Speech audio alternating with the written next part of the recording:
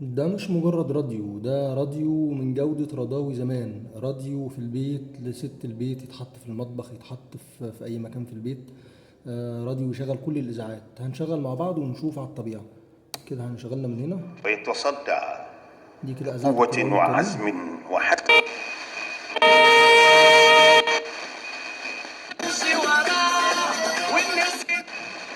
قدم قارئ بحكمة وحنكة بين المصالح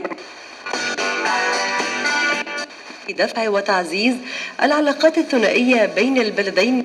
لا تغيب عن عينهم.